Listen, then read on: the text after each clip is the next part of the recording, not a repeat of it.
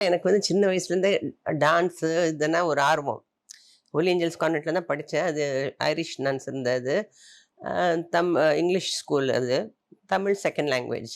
But எந்த dance வருதுன்னா, எங்க அம்மா சொன்னாங்க, "சின்ன வயசுலயே எங்கன்னா டான்ஸ் மியூசிக் போட்டா சின்ன வயசுலயே ஆட ஆரம்பிச்சுருவேன்." 3 வயசு 2 வயசு எங்க மியூசிக் போட்டாலும் நான் நான் பாட்டுக்கு சும்மா ஆடுவேனாம்.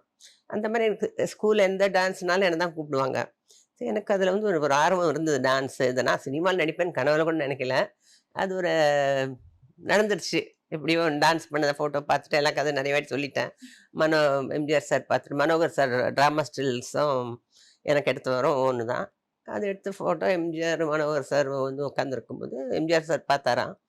பார்த்துட்டு யார் இவங்கன்னா, இவங்க ராஜா ஃப்ரம் டாட்டர் நடிப்பாங்களான்னு கேளுங்கன்னு.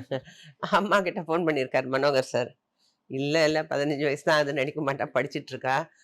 அப்படின்னு சொல்லி முடியாதுன்ட்டாங்க. அப்புறம் மறுபடியும் மனோகர் சார் வந்து கூட்டிட்டு போய், "இல்ல அவங்க வர சொல்றாரு, பேசணுமா" அப்படின்னு. ஸோ அப்படி வந்து அப்புறம் பார்த்து எனக்கு உனக்கு இன்ட்ரெஸ்ட் இருக்காமான்னா, இருக்குன்னேன். அப்புறம் எங்க அம்மாகிட்ட சொன்னாரு, "உங்க குடும்பத்துக்கு நீங்க ராஜ குடும்பம் தெரியும். எந்த ஒரு குறையும் வராது. நான் ட்ரெயின் பண்றேன். அவளுக்கு ஆர்வம் இருக்கு. எனக்கு தெரியுது. நல்ல ஒரு ஏதோ அப்பயே அவருக்கு தோணியிருக்கு." அப்படின்னு. ஸோ என்ன ட்ரெயின் பண்ணி, அப்புறம் ஃபர்ஸ்ட்டு படத்துல எம்ஜிஆர் உலகம் சுற்றும் வாலிபன் அவர் படம். சொந்த எம்ஜிஆர் பிக்சர்ஸ் படம். அவர் டைரக்ஷன்.